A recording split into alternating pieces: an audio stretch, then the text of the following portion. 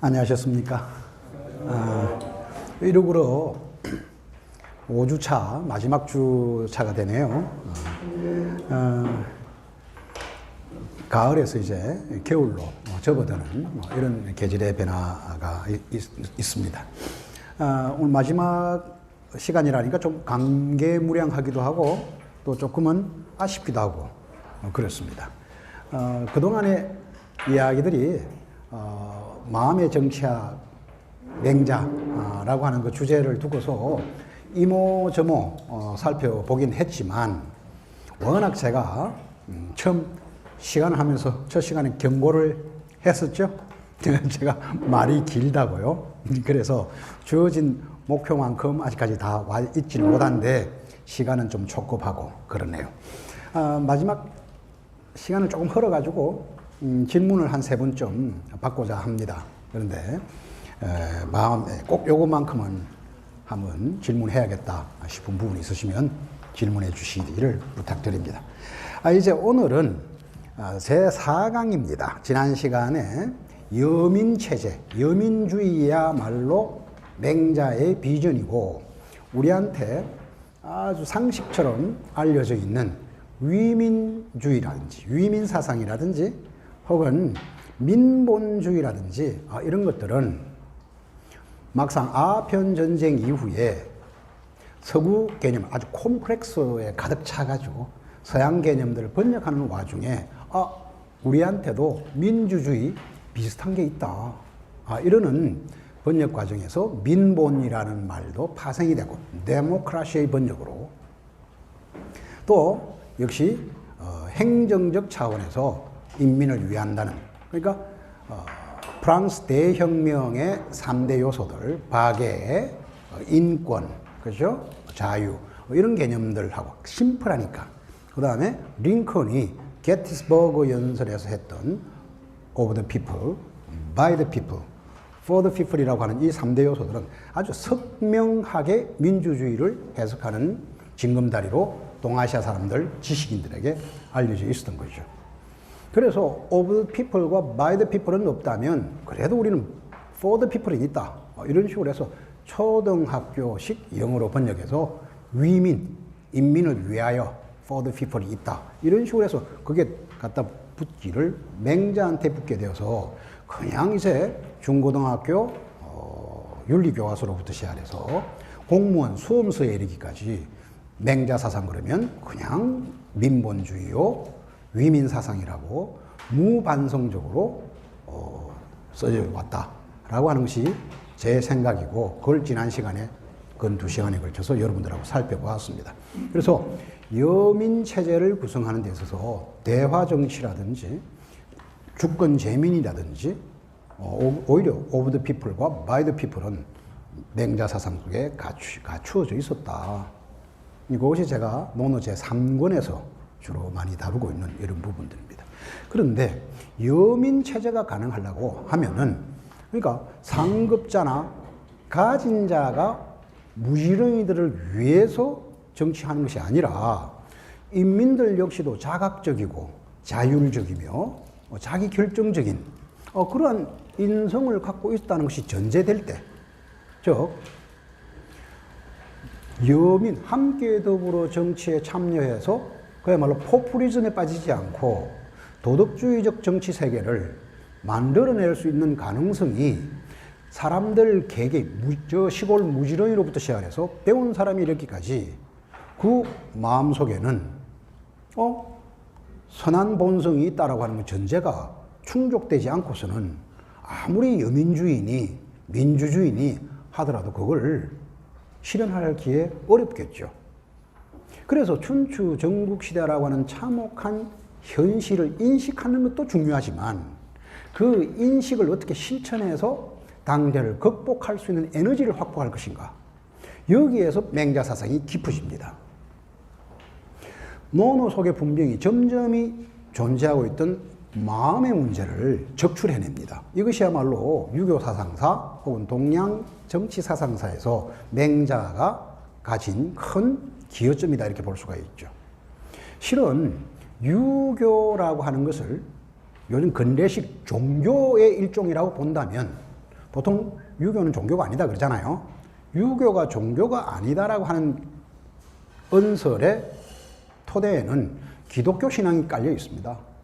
그러니까 종교가 될 릴리전이라고 하는 그 종교라는 개념을 충족하려고 그러면 일종의 절대신이 있어야 된다. 야훼 같은 절대신이 있어야 되고 심판이 있어야 되고 정이 그게 아니라면 죽어서 간다는 저승세계에 대한 묘사 혹은 비전 혹은 가는 사다리 이게 있어야 종교다고 하는 그런 인식이 충족될 때만이 종교인데 불교는 그나마도 천당 극락세계를 상정하고 있고 그 다음에 3세 신앙 전세, 현세, 미래세 이렇게 해서 어느 정도 기독교적 관점에서도 종교를 다는 아니더라도 충족한다는 점에서 종교라고 하는 카테고리에 집어넣을 수 있지만 유교야말로 죽어서 간다는 곳이 없잖아요. 그러니까 이걸 종교라고 할 수 없다라고 한 게 1950년, 60년, 70년 한참 기독교가 흥기할 적에 전통 유교 사상을 보고 붙잡고 내내 시비 거는 게 그거였어요. 그러면서 그 뒤에는 어떻게 해요? 은근하게 기독교를 믿으면은 서양처럼 번영한다. 마치 막스 베버가 이야기했던 것처럼 그런 믿음을 깔고서 유교는 종교가 아니다 이렇게 이야기를 했죠. 그리고 우리는 수긍하고 유교란 사회학적 현상이지 혹은 정치 행정학적 대상이지 종교가 아니다 이렇게 이야기를 받아들여 왔습니다. 그러나 종교학에서 이야기하는 종교 현상은 유교에 존재합니다. 그건 공자 스스로가 세속적 존재로서 그러니까 그냥 생물학적 존재로서의 아버지와 어머니 저 시골 무지랭이 무지랭이는 아닙니다만은 시골 업장 정도에 불과한 늙은 아버지와 무당 출신이라고도 하는 16 꽃다운 엄마 사이에 태어나서 15살에 종교적 비전이 아니라 그러니까 미션미다가 아니라 그야말로 지학이에요. 배움의 뜻을 세우고 세속적 배움이겠죠. 손가락을 다만 나를 돌려서 나 자신에 대한 배움을 뜻을 세웠고 그래야 15년 세월이 흐르고 난 다음에 급기야 이립 반듯하게 섰다 그러죠. 이게 공자의 평생으로 우리한테 잘 알려진 논어에 나오는 공자라고 하는 사람이 어떻게 신성성을 획득, the sacred man이 되느냐의 과정입니다. 그래서 15세 자발적으로 배움의 뜻을 세웠고 지학이라는 게 대단히 중요하죠. 그리고 15년 뒤에 이 립했다고 그랬습니다. 립자가 참 아름답습니다. 그래서 스님들 앞에서 한번 마지막 수업이기도 해서 한번 립자의 밑바닥은 바로 길입니다. 도학이라 그러죠. 길도자입니다. 그러니까 내가 나를 성취하기 위해서, 나를 발견하기 위해서, 혹은 나 속에 든 신성을 발견하기 위해서 그 길을 근 15년을 걸었더니 이 부분이 참 아름답습니다. 제가 립자를 한참 찾아다녔거든요. 그 길을 15년 동안 걸었더니 두 다리가 쫙 서고요. 양팔이 쫙 펼쳐지고요. 머리가 아주 올립하게 탁, 온유월 보리싹처럼 대가리를 하늘로 쳐든 오연한 모습이 설립자입니다. 그러니까 그 이전 15년 동안 어떻게 해요? 휘청거렸다는 뜻도 되겠죠? 그러다가 또 10년 동안을 정진해하면서 했더니 아시는 불혹의 나이. 50에 가서 종교학적으로 대단히 중요한 사태를 맞이합니다. 그게 지천명이죠. 하느님이 나를 이 땅에 태어나게 한 까닭을 알았다라고 번역할 수 있는 지천명에게 여기까지는 불혹까지는 사회학적, 정치학적, 세속적 유교라고 할지 모르지만 50대 이후에는 지천명 이후로는 그야말로 종교적 형태의 급반전이 일어납니다. 그러니까 주변과 관계 맺기를 잘해서 잘 살아, 웰빙 하라는 데서 넘어서서 이제 하나님을 발견하고 내 등짝에 이 길을 가야 될 책무를 느끼는 게 지천명이라고 읽을 수가 있습니다. 그 뒤에 10년 뒤가 뭐죠? 이순예, 귀가 순해져 버린다. 이제 귀가 나와버려요. 눈의 종교에서 귀의 종교로 전환됐다고도 볼 수가 있겠습니다. 그러다가 실순이 돼서 종심이라고 하는 단어가 나옵니다. 종심소욕 불유구라. 내 마음대로 해도 내 마음을 쫓아. 그러니까 이미 내 마음이라는 것이 이제부터 적출이 드러납니다.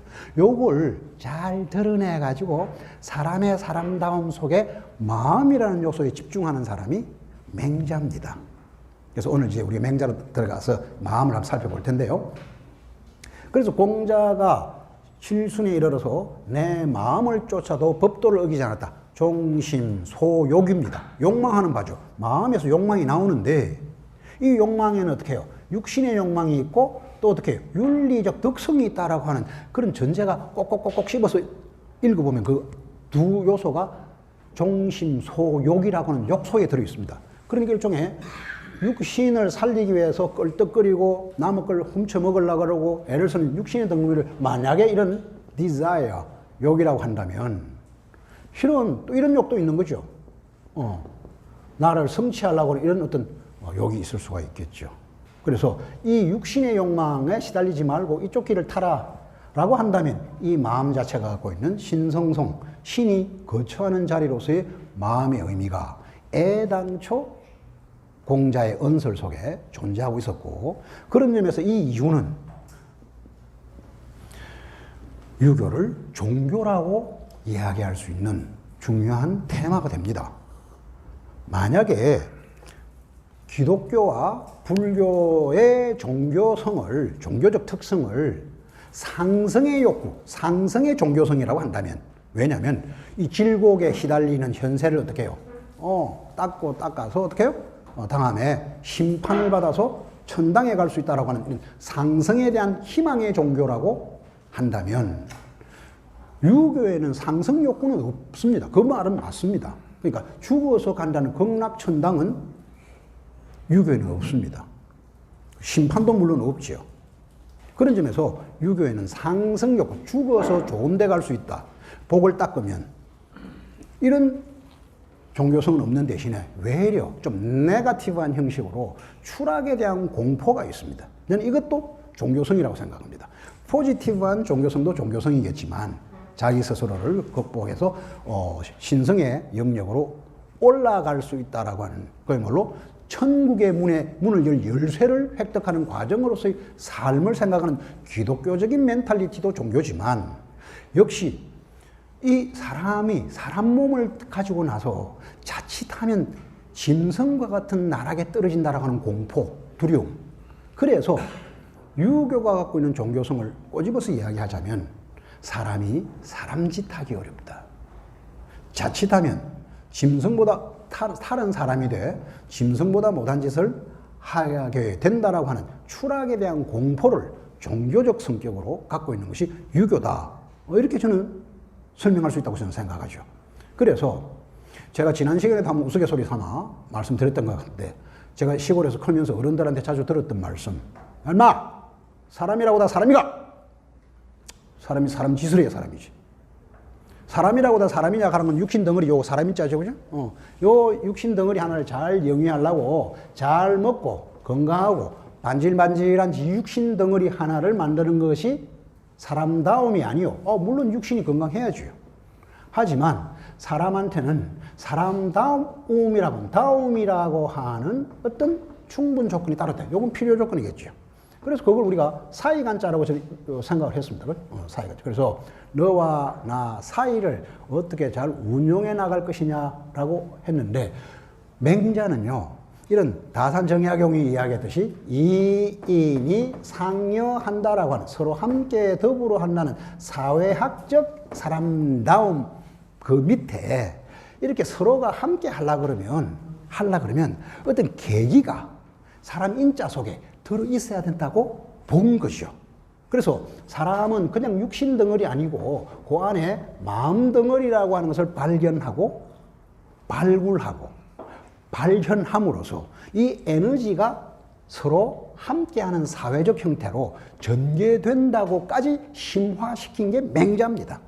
그래서 논어 속에서는 범범하게 이런 두 사람이 서로 함께하는 나와 너가 함께하는 것이 인이다라고 하는 다산정약용의 정의를 충분히 수납할 수 있는 것이 논어적 맥락이라고 한다면 맹자에 오게 되면 이렇게끔 하게 하는 계기가 사람들 각인의 마음속에 존재한다는까지 들어가서 부각시킨 거죠.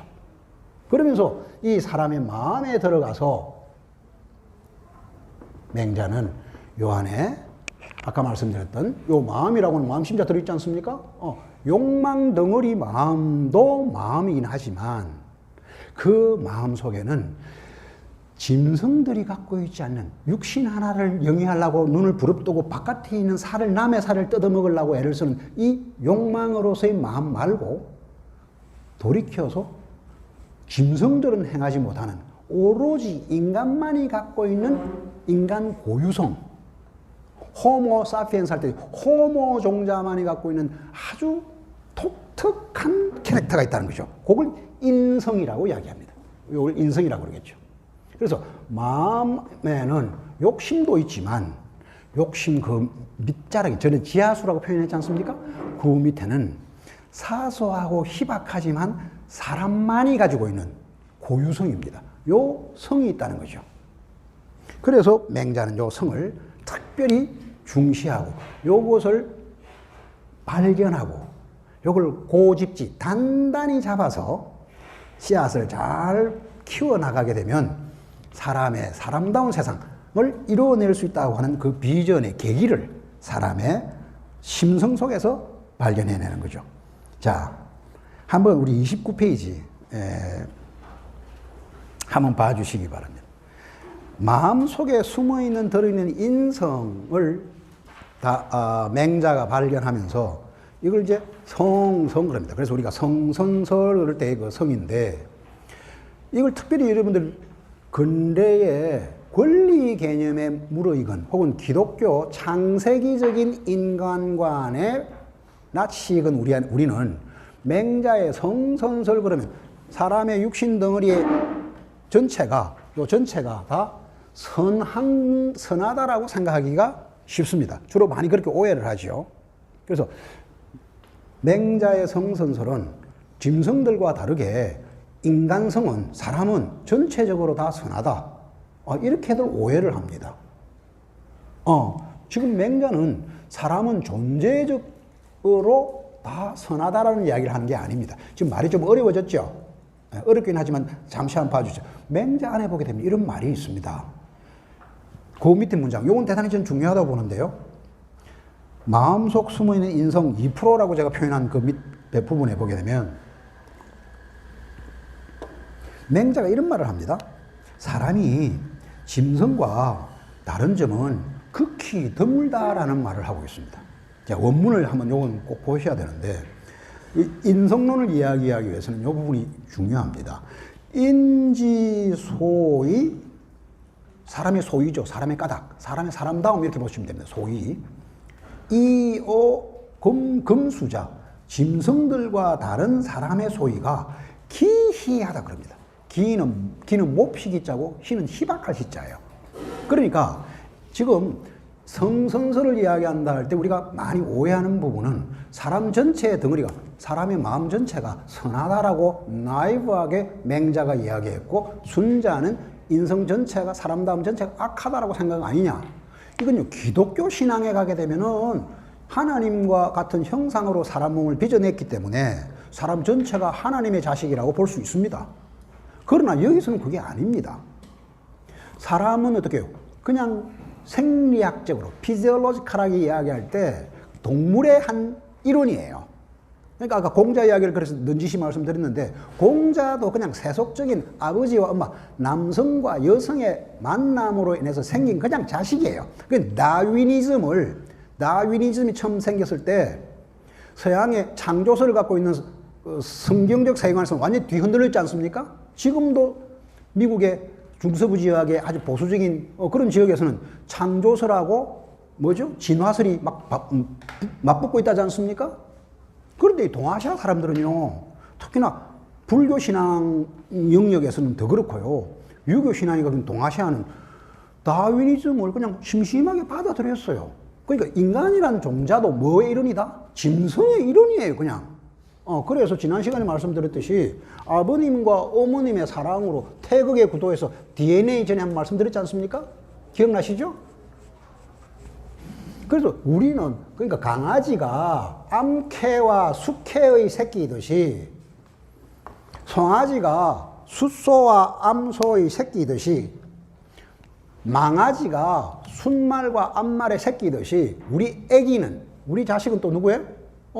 그 애비와 자식의 애미의 새끼라는 요 T자형 구도 요즘에서는 다른 동물들과 전혀 다를 바가 없는 거죠.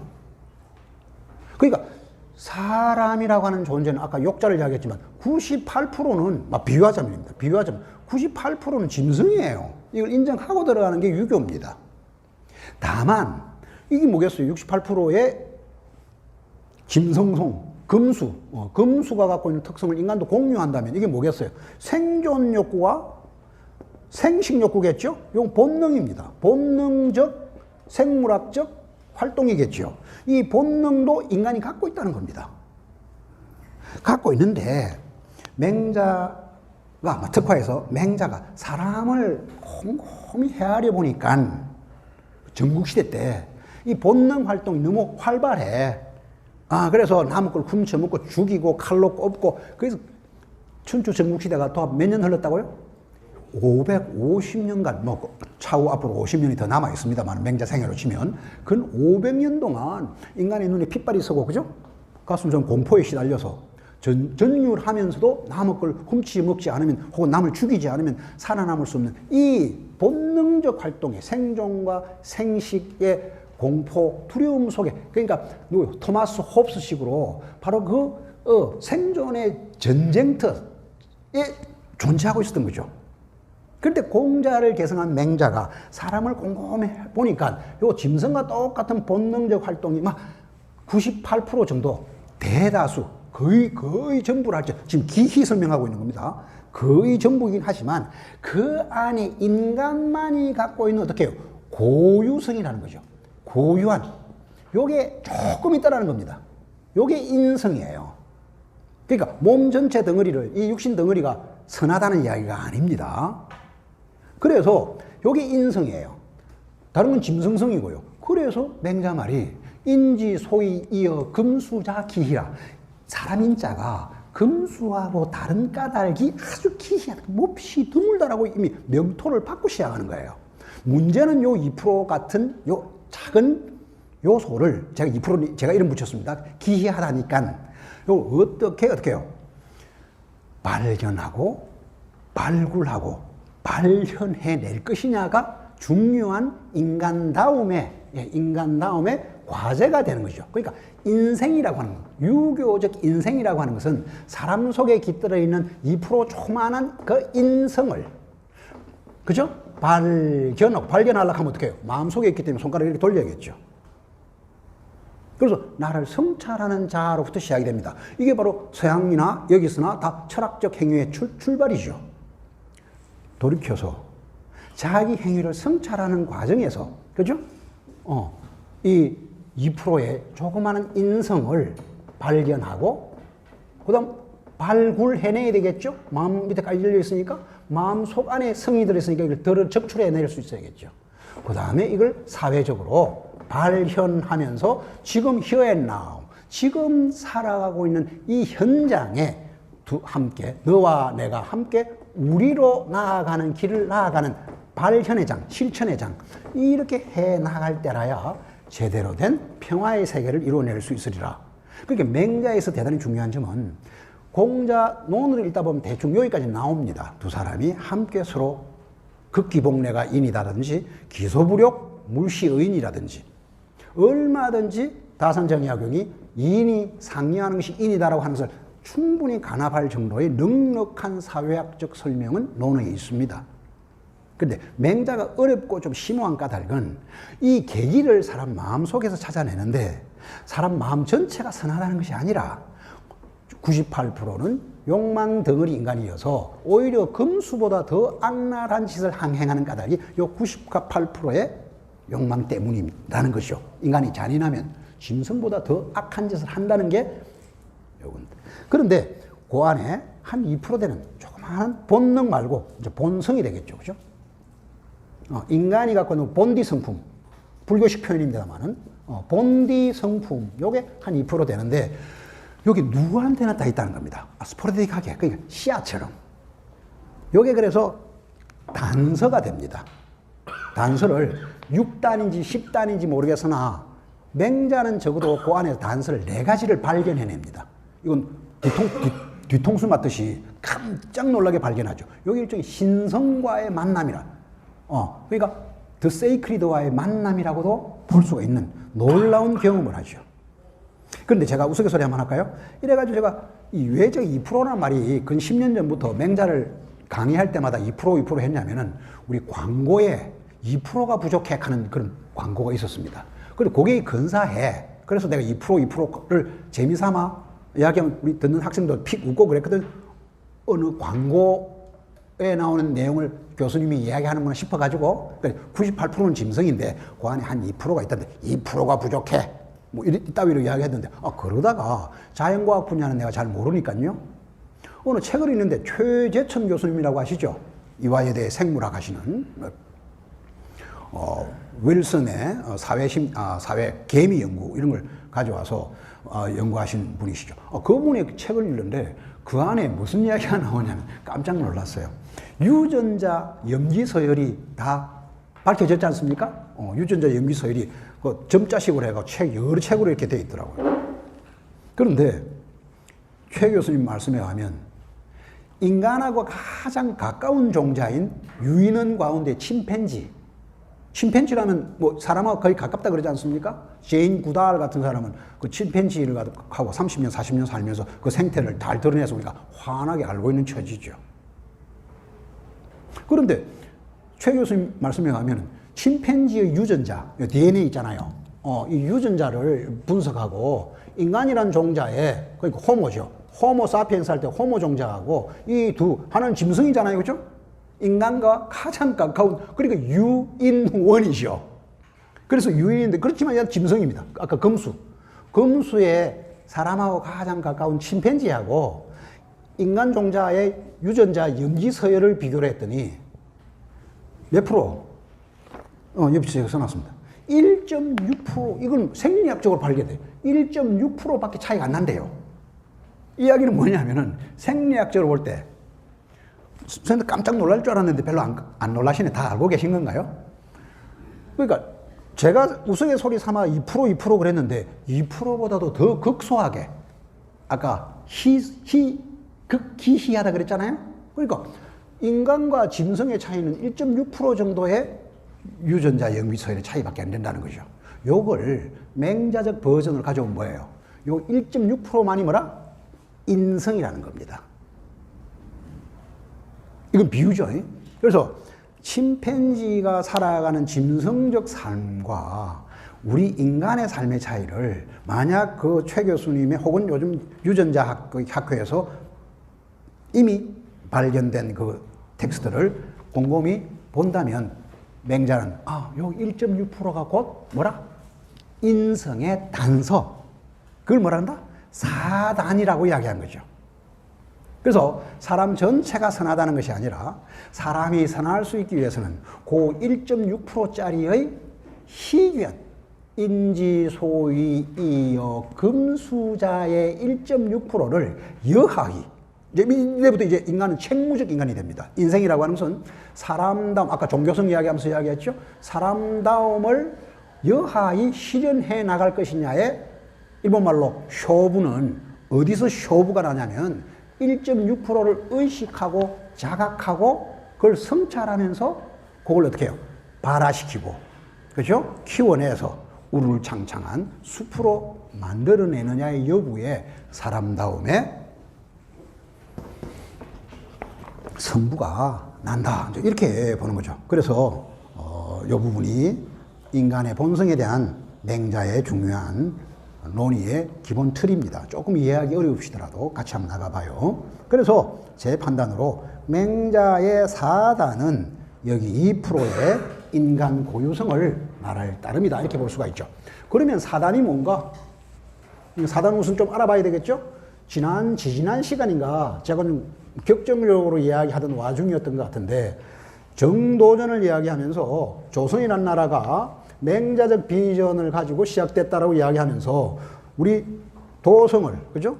한양 도성을 둘러싸고 있는 사대문을 두고서 이 사단을 이야기를 했지 않습니까? 그죠? 그걸 다시 한번 연상해 보십시다. 그러니까 우리한테는 낯설지 몰라도 그 양반들한테는 맹자 텍스트를 숙지했던 전통 지식인들은 요 사단은 이미 아주 몸에 묻어져 있었던 거죠. 동대문 이름이 뭐라고요?